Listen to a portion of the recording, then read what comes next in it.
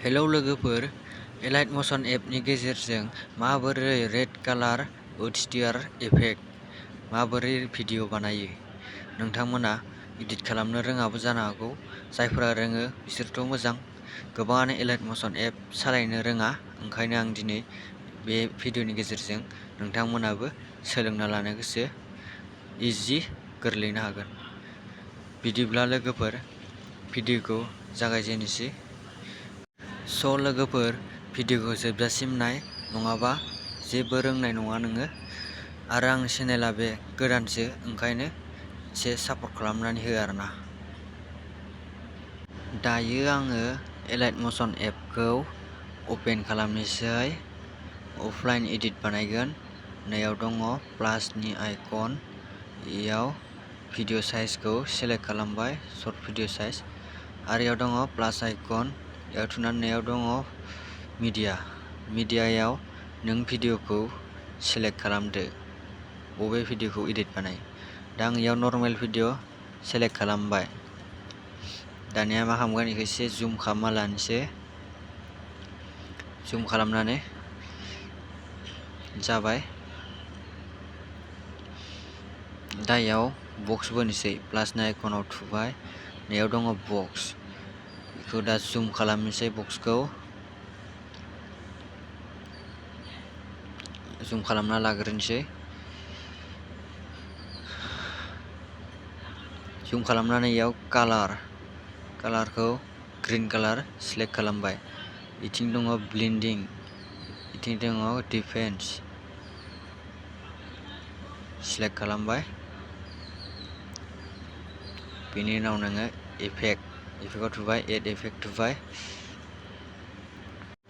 बेयाव नै बहुद दं, इयावनो कालार सालार इफेक्ट, लाइट साइट, ब्लार गासैबो दङ। नै एनिमेसन गासैबो दंजोबो, भिडिअनि शेड' गासैबो दं। बेखौ दा इयाव नागिरबा गोबाव लायो, मोनसे मोनसे नागिरनो गोनां जायो। ओंखायनो सार्च खालामनाया मोजां आरोना। ओइ गोजौआव दङ सार्चनि अपसन, इयाव सार्च खालामनांगोन नोङो। ओइ गोजौआव अनेक दङ। दा आं इयाव सार्च खालामनोसै। दा सार्च खालामगोन कपि बेकग्राउन्ड, सार्च खालामदो कपि बेकग्राउन्ड। इयाव दङ स्टेन्डार्ड सेटिं, थुबाय। बिनि उनाव आरो एड इफेक्टआ दा मा खालामगोन, गसिन ब्लार सार्च खालामदो, जि सार्च खालामबानो फैयो। बेयाव नै गसिन ब्लार दं। दा इयाव सार्च खालामगोन आं गसिन ब्लार। फार्स्टआव दंखायो, सेलेक्ट खालामबाय स्टेन्डार्ड सेटिं। आरो मोनसे दंबावो एक्सप'जार गामा, EX सार्च खालामबानो बेबो फैयो। माने दंखायो, जास्ट बेखौ सार्चल' खालामनानै माबानांगौ आरो। दा इयाव दङ गसिन ब्लारखौ आङो 600 लानोसै। 600आव मोजां जायो भिडिअआ। दा 600आव ग्रोब बानायना दोनबाय, जाबाय। दा आरो दङ एक्सप'जार गामा, बेखौ दा एसे खमायदो, -40आव। बेयावनो बरिया जायो भिडिअआ, कालार नोंथांनि गोसो भिडिअनि कुवालिटि लायै। दा बेखौबो सेकेन्ड लाइनखौबो 600 दोनबाय। आरो थार्ड लाइनाव दङ अफिस,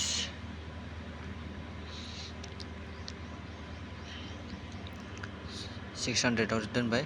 आरो अफिसखौबो गाहायनिखौबो थार्डनिखौबो -2आव दोनबाय। दा जाबाय। बेखौ आं बेक थुनोसै। आरो मोनसे बक्सबो नांगोन दा इयाव, लेयार 2 बक्स। बेखौ एसे मिलायनोसै। दा बक्स लानोसै, प्लासनि आइकनाव थुबाय, नैयाव दंखायो बक्स, नैयाव सारिख'निया। दा बक्सखौ सेलेक्ट खालामबाय। इयाव दङ नैथिं सेलेक्ट खालाम, जुम बानायना लाबाय।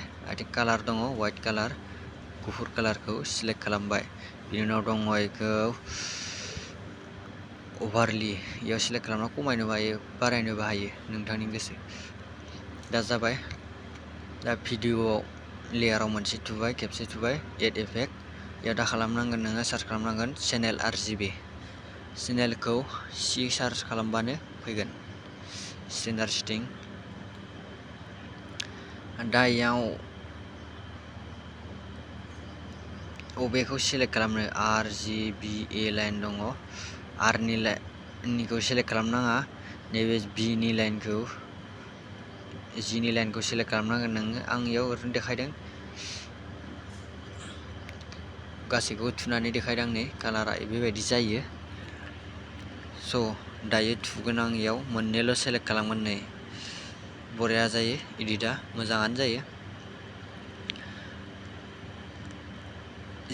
जि मोननै सेलेक्ट खालामगोन मादि नुयो आरो नै AYG थुबा सेलेक्ट खालामबा बेबायदि नुयो दा आं रेड कालार HDR इफेक्ट बानायनोब्ला आं माखौ सायख'नांगोन मोननैखौबो V Rनि लाइनाव Rआनो थागोन Gनि लाइनाव B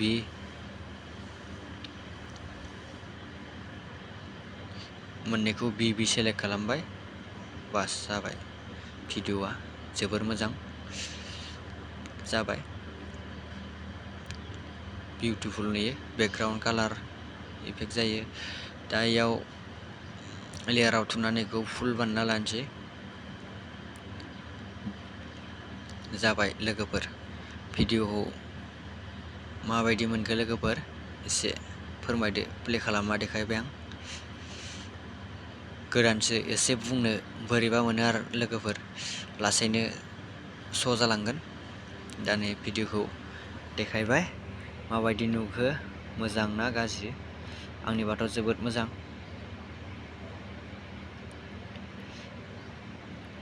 एलाइट मोशन एप बाहायनो रोङाबा बे भिडिअ'खौ नायनानै कालार एडिट बानाय सोलोंबानो जाबाय दसेयावनो जायो बारा गोबाव टाइम नाङा दा जाबाय लोगोफोर आं बेखौ सेभ बानायनोसै फुल HDआव सेभ बानायगोन आङो एक्सपर्ट खालामनोसै जाबाय लोगोफोर दसे नेदो जाबाय 100% एक्सपर्टिं भिडिअ जाबाय बेक बानायनाङा आरोना लोगोफोर दा जाबाय नै बेखौ सेभ खालामनोसै सेभ खालामबा इयो गेलारियाव थाहैसिगोन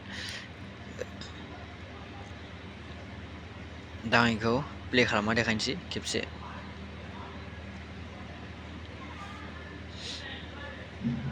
मोजां नंगौना नङा लोगोफोर बुंहरदो कमेन्टआव आरो सोर सोर एलाइट मोशन एप बाहायनो रोङा कमेन्ट खालाम मा भिडिअ बानायनांगौ XML फाइल बानायनांगौ ना ब्लेक स्क्रिन स्टेटास भिडिअ बानायनांगौ ना रिल्स भिडिअनि इफेक्ट कालार बानायनांगौ नोंसोरनि सापर्ट मोनबासो आंबो बानायनो साहस जायो नालाय आंबो गोदानसो ओंखायनो दा साहस गैया आरोना बारा लासै लासै जालांगोन नङा होमबा स' लोगोफोर भिडिअ'आ बेनोमोन दोनथ'नाय जाबाय नेक्स्ट भिडिअ'आव लोगो मोनफिनगोन बाय लोगोफोर